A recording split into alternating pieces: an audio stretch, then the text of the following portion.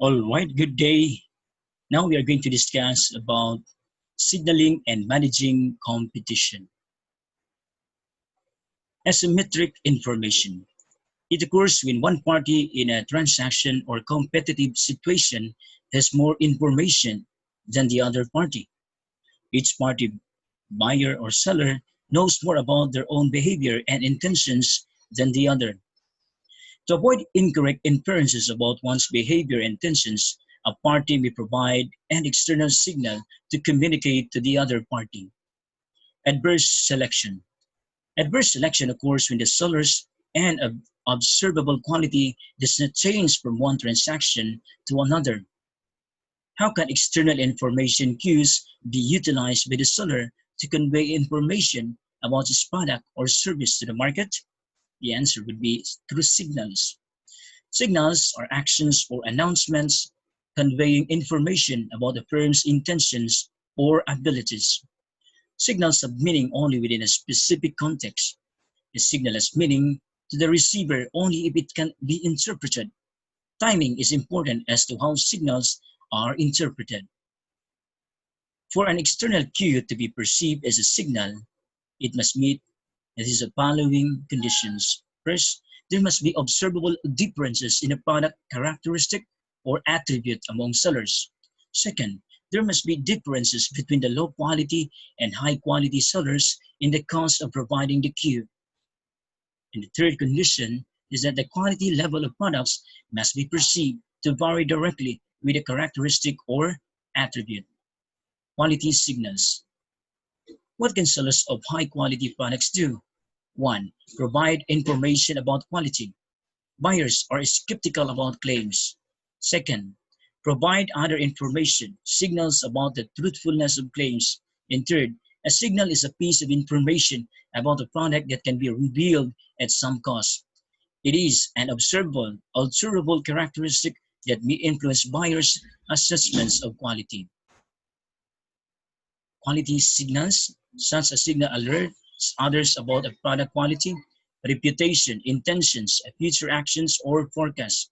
These signals must be clear, consistent with other signals, and convey commitment. To be credible, there must be some cost incurred by the signaling firm. Default independent signals. Costs incurred regardless of actual quality performance or say it independent, publicly visible expenditures, reputation building advertising, building brand equity, unique facility decorations, customer contact employees uniforms, capital expenditures. Default independent signals, costs incurred regardless of actual quality performance, which is sale dependent, private expenditures related to sales transactions, low introductory price for high quality products, such as gain trial or reveal quality, temporary price reductions to increase awareness of quality, performance-related distributions, allowances. Default contingent signals, costs incurred due to actual quality performance, these are revenue risk-taking, high price, umbrella branding, product or brand bundling. Costs incurring due to actual quality performance, warranties. This is a promise product is defect-free. It should be used for products whose quality determining attributes are revealed slowly and over periods of time. Money back warranties. Return purchase price if buyer is dissatisfied. It should be used for a limited time period and for products whose quality is revealed quickly. Brand equity. Brand name signals a relative quality level. Let's say, for instance, Marriott, Motel 6, Economo Lodge. Brand name reduces buyer search and information processing costs and perceived risk. To be credible, maintain consistent marketing and delivery of quality. Advertising claims must be consistent with actual quality delivered. Warranties. A warranty is a promise made by the seller that the product or its performance-related attributes is free from defects in materials and workmanship. It provides a commitment to correct problems if they occur during the warranty period. Should be used for products whose quality determining attributes are revealed over time. Warranties. is a money-back guarantee, promises to return the buyer's purchase price if the product fails to satisfy the buyer during the period covered by the guarantee. Should be available for a limited period of time after purchase and used with products whose quality determining attributes are revealed quickly after purchase. Signals are important. Signals work to separate the overall market into a high quality and a low quality market only if the cost of signaling is too high for the low quality firm to profitably mimic it, and if the promise of the high quality firm is enforceable either by buyer action or legal action. Buyers must be able to recognize that the firm has either incurred unrecoverable costs, has intentionally put its future revenues at risk, or has a firm commitment to honor its guarantees. Moral hazard. Moral hazard occurs when sellers can change the quality of their offerings without detection by buyers prior to purchase or trial. Buyers provide a profit incentive through a willingness to pay a premium price and to pay this price every time so long as quality remains at the desired level. Price premiums. Buyers' willingness to pay a price premium and their willingness and ability to punish the seller if quality is compromised provides incentives to solve this moral hazard problem. High-quality sellers receive price premiums. We expect the magnitude of price premiums to increase when the relative quality of the product or service increases, the variability of product quality increases in the marketplace, buyers find it difficult to assess quality before purchase or use, the time lag between purchase and the buyer's ability to detect actual quality increases, the length of time between the repeat purchases increases, interest rates increase.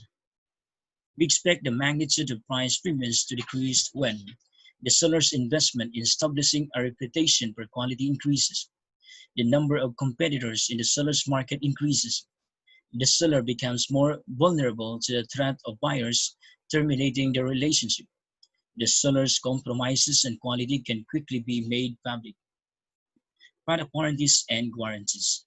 If the warranty provides for full replacement of the product, then the buyer has a little incentive to care for and maintain the product properly.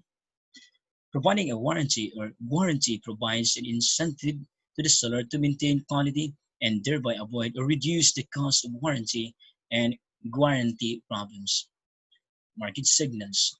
A seller can use competitive signals for other sellers to make inferences about the seller sending the signal. A competitive signal is a marketing activity that reveals insights into the unobservable motives or intentions of the seller. Characteristics of effective market signals.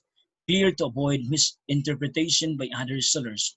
Consistent with other signals used by seller, currently and historically. Commitment to follow certain actions. Credible means cost incurring to the signaling firm. Credible market signals. The perceived credibility of a market signal affects whether competitors will respond, influenced by sender's reputation and potential reversibility of signal. Reputation for fulfilling signals depends on previous history. The reversibility of signal enhanced by tangible investments or binding agreements. Types of competitive signals. First is hostile signals, which elicit strong, aggressive responses.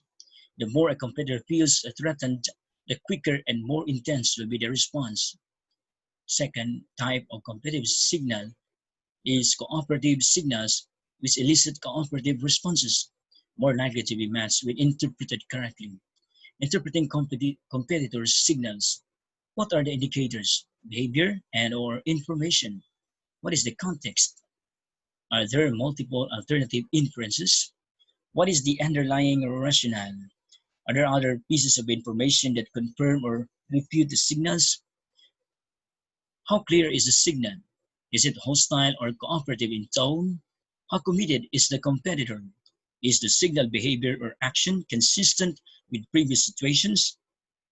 What are the similarities between the sender and you? Budweiser sends a signal. Anheuser-Busch held a dominant share of the beer market in 1989. Price reductions required substantial volume gains to be profitable. In summer 1989, Miller and Coors reduced prices by as much as 22%, and Hell's sales were at record levels but growing slower than expected. Budweiser sends a signal, press release on October 25, would begin to match price discounts in some markets. Earnings growth would be harmed. If price discounting continues, it could cause an erosion in our market share unless we take action. That's according to the Director of Marketing. Press release on October 25, we don't want to start a bloodbath, but whatever the competition wants to do, will do. Everyone understands the market share is key in a mature industry. We want 50% of markets in mid-1990s, according to Angus Davis, the third chief executive officer. They then reduced price in fewer than a third of their markets, recognizing that they could not match the marketing power of Anheusen. Rivals quickly established price stability. In December, one of Miller's wholesalers told the press, "We are hoping the competition is looking at it the same way we are, that they want to back off too." Price wars. First battle for the patronage of customers. Try to take business from a rival or seek to drive a competitor out of the market. When competition is gaining in these battles, price reductions occur, leading to price wars. Negative effects of price wars. 1. Sensitivity of profits to price decreases. Second, price advantages disappear quickly. Third, long-term effects of customers' reference prices. Fourth, increased customers' price sensitivity. Fifth, decreased customers' benefit and value sensitivity. Sixth, industry shakeouts seldom occur. Causes of price wars. It could be probably be intentional strategic actions. Second, failure to seek price premiums for benefit advantages. Firm increases benefits but does not increase price commensurate with increased value. Another cause of price wars is this: competitive or market misreads or overreactions, not considering qualifiers of competitive deals, misunderstanding incomparability of prices, misinterpreting competitors' price moves, misreading market and or market share change. Avoiding price wars. Avoid price strategies that force a competitive price response. That is the first way. Shifting emphasis from benefits to price. Share gaining strategies aimed at specific competitors. Second way to avoid price wars. Avoid your competitive misreads. Understand all aspects of competitors' pricing. Determine real reason behind competitors' lower prices. Determine the real range of competitors' prices. Third way to avoid price wars is to avoid pricing overreaction. Respond with a non-price move. Make a price response, if necessary, limited and precise. Fourth, understand the value relationships. Determine the source and amount of your customer benefit advantage. Set prices in accord with your value advantage. Fifth way to avoid price wars is to communicate prices properly. Sixth, use price market segmentation. Multiple product offerings, specific customer segments, and separate distribution channels. Seventh way to avoid price war is to develop long-term customer relationship. Eighth is to develop a flexible pricing structure.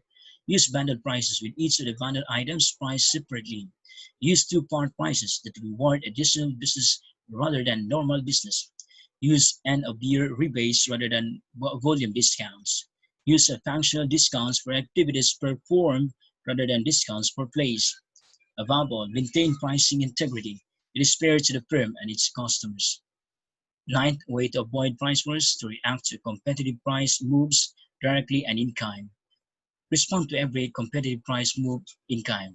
Communicate your intentions to always respond in kind. Immediately support a return to rational pricing. Understand the pricing game. One way is to think how to make the pricing a win-win game rather than a lose-lose game. Second, manage the pricing process. Anticipate plans of customers and competitors. Award customer loyalty. Signal to competitors about intent of pricing moves. Provide opportunities for competitors. Serve specific market segments. Use your strengths. Change the rules of the game. Third, consider all players in the game: your company, competitors, customers, suppliers, complementers. You do not need to blow another's light out to let yours shine.